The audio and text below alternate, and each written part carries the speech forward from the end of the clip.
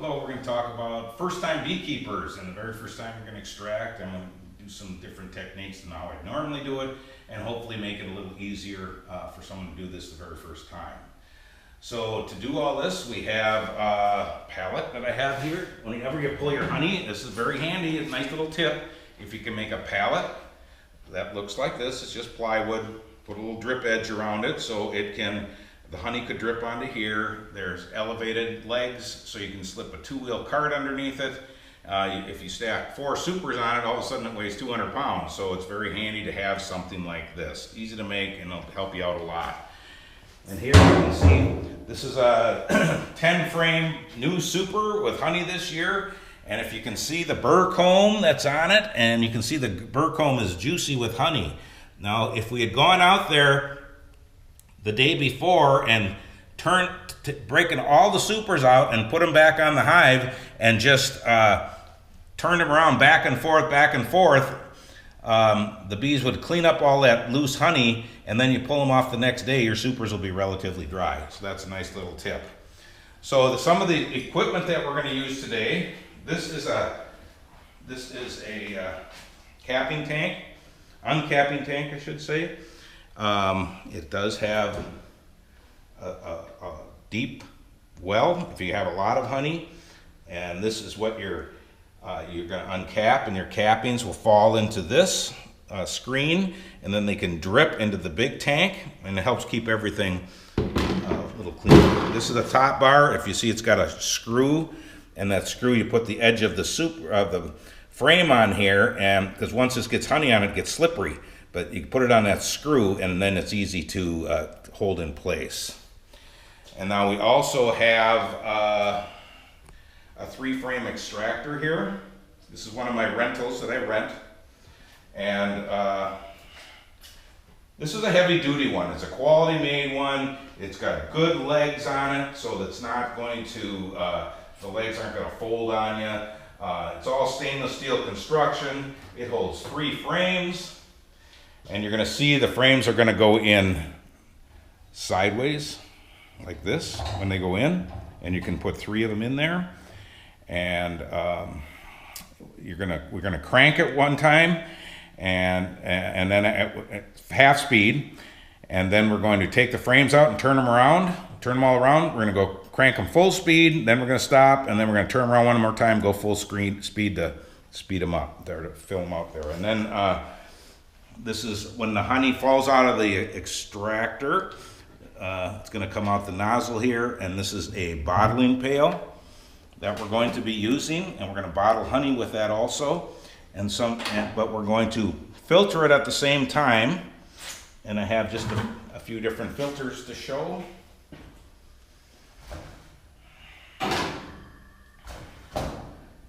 This is one type of filter. This is called a double sieve strainer, and it's going to have, it has 2 different parts to it. It's got a coarse filter, and then it has a fine filter. And then the ease of this, it's a little damp here. I've just cleaned it up. And this would sit right on top of your bottling pail, and it would catch all of your cappings and everything. It does a pretty good job of filtering. For a price, these are around $45. Another filtering method that we could use, this is another filter. This particular one is a coarse filter. They come in coarse, medium, and fine. They do have a fabric mesh here, and they go right into a pail. Fit really easy. You can put it right in there. Any downside, if the fabric mesh gets compromised, if it gets a little hole in it, you know it's not going to work very good anymore. But on the cheap, these work pretty good. They do, the best when you're going to start using this, I would take water and just wet it down first, and then just knock off the excess water when it's damp. Initially, it helps the honey to flow through it. Another filter that we have here, this is a bag filter, it's called. These are fairly inexpensive, I think around $4. And it's got elastic, and this would just go into a pail like this. And you can choke it up. If it's too far on the bottom, you can just keep dragging it down so it's not going to block that bottling valve like that, and you can put your honey in there. But then with this, you want to take some nylon strapping tape or shipping tape, and you want to go right in this ridge here, pull that tape tight all the way around here and overlap the tape, because the weight of the honey could make this fall inside just like that. So that tape helps hold it up. So these work very well also, okay? That's another style. And the last style we have, this is just some nylon strainer cloth. This would be a yard of it, yard of cloth, and you can just have to cut it to however you want it. And this is the same thing. You could put it on across here like this, put a depression in it so the honey can have a well to go into, and you do the same thing with the nylon strapping tape and strap it around there. All these filters, they can all get clogged, and they will get clogged. And then you just have to clean them out and move forward as you go. So, to uncap this honey today, we are going to be using a capping scratcher. One of the other things that we could use, this is a hot knife, but now because we have 10 frames, you'll see the frames are, the honey's very flat on the frames, and it's hard to use a hot knife your first year. I usually suggest a capping scratcher, and these are about $9. And compared to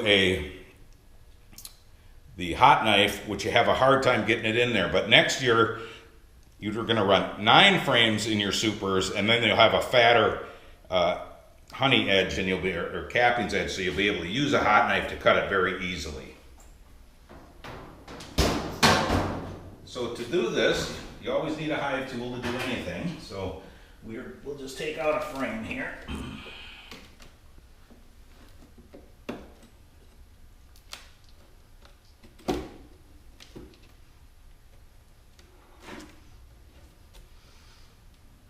And you can tell this is light honey. I can tell as the honey's oozing, you can see it through the frame, so that looks very light.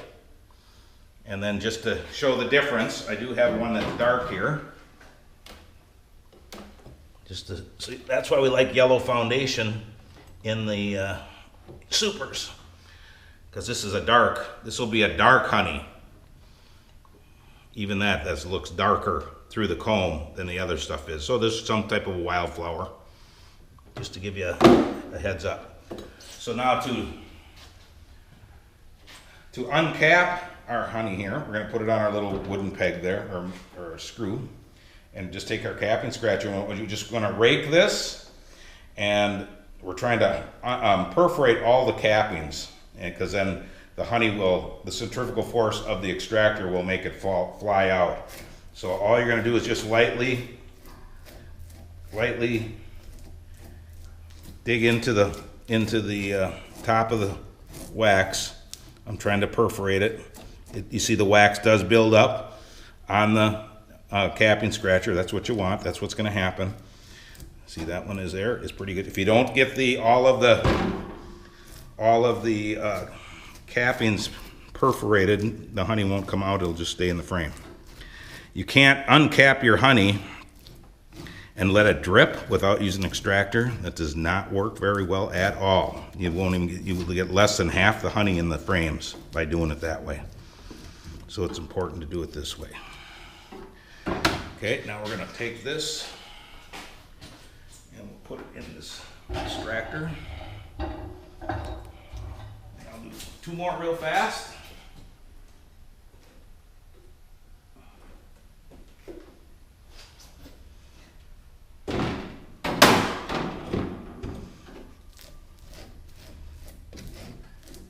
And this builds up, you can usually just do that.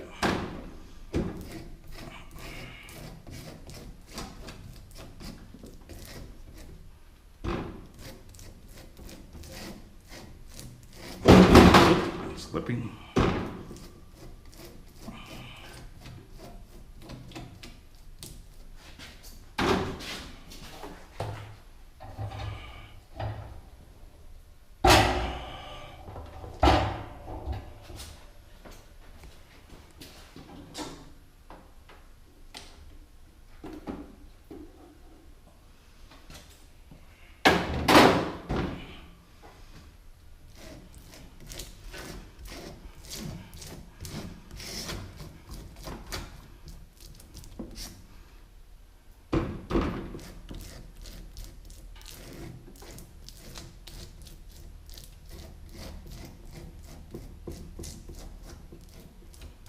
can see it does go pretty fast.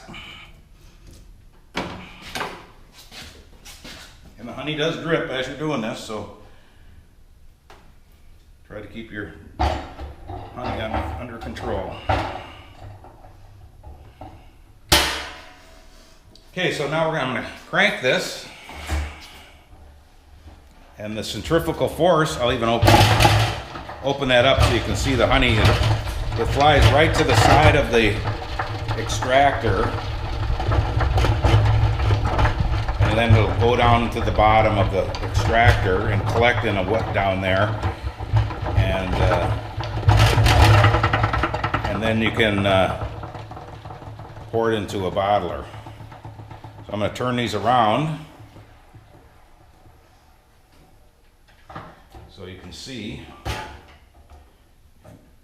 It didn't all come out, but it's gotten lighter now. So I'm going to turn this around compared to this side. I'm going to turn this around now, and we'll go fast on the other one. I think this honey's got a low moisture content maybe because, well, we'll check that out, but because it really isn't coming out as fast as we'd like it. So when it's really thick, it's hard to come out sometimes.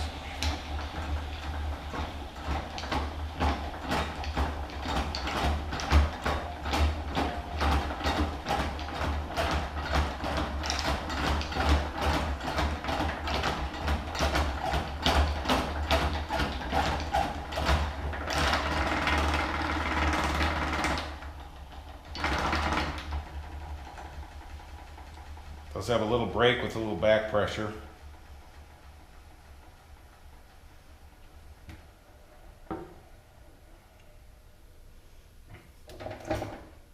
I was going quite fast there, and you can see a lot of the honey has come out of the cells.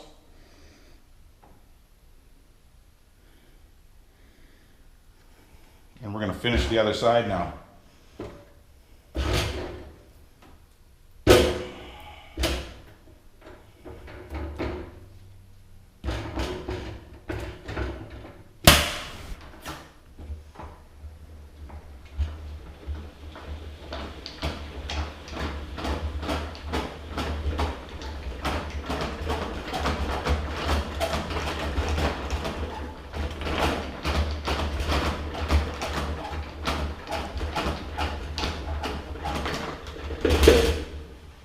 You could mount this on a piece of plywood. The legs do have holes in them, and you could mount the extractor on a piece of plywood and make it big enough so you stand on the plywood, and then that helps really stop it from wobbling like it's doing here when I'm working by myself, or have another person help you. So you can see on this side now we finished the other side. It's not perfect. I probably would take a little bit more time, but and you can see where I did not get that with a capping scratcher very good. You can see all the honey there that did not come out at all in my haste to do this rapidly. So I'll pull out the frames and you can see all the honey now that's at the bottom of the extractor. So you can usually do it 3 different runs without having any problem on the getting it full. It won't be any problem at all. So now I'm just going to use our stainless steel strainer, and I'm going to open this up, and I'll just lean it forward to help it lean out.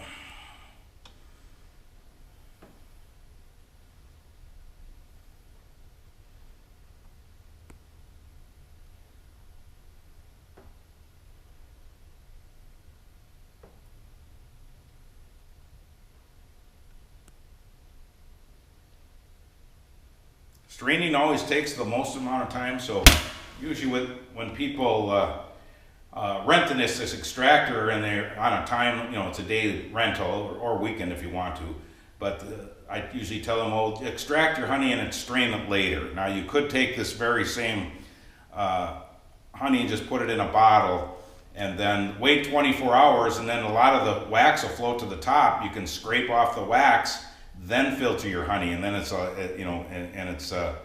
you can do it in a more timely fashion instead of rushing it so much.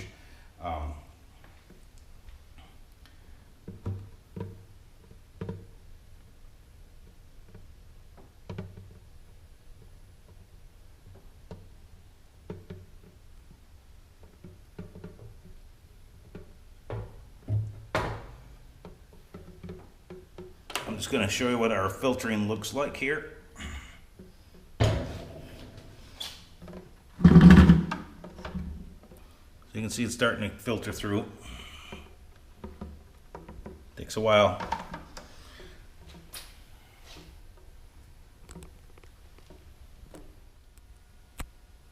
Okay, now we've extracted some honey. It's going through our filter, which is it's a process. You can see there's a lot of wax on top that's going to be caught in the coarse filter, and then the fine filters underneath there, and it's just dripping, and it takes some time. That's why I always suggested to filter it after you extract it, just for that reason. So I'm going to bottle a bottle of honey. I'll take this whole bottling pail up here on my sink. This is an 8-ounce glass jar. So all you do when you're going to bottle this, I'm going to loosen up the gate, screw in the gate, and hold the bottle. Don't hold it under tight like that, because what happens when the honey comes out, it's fat, and then it'll fan to a narrow stream. So you always want to hold it down there and anticipate the top of the bottle. You know, you don't close this too late, otherwise it'll be a disaster. And whenever you keep bees, there's always a disaster. So you'll do it, definitely you're going to do it one time. So I loosened up I just loosened it, and I'm going to just pour it like a beer.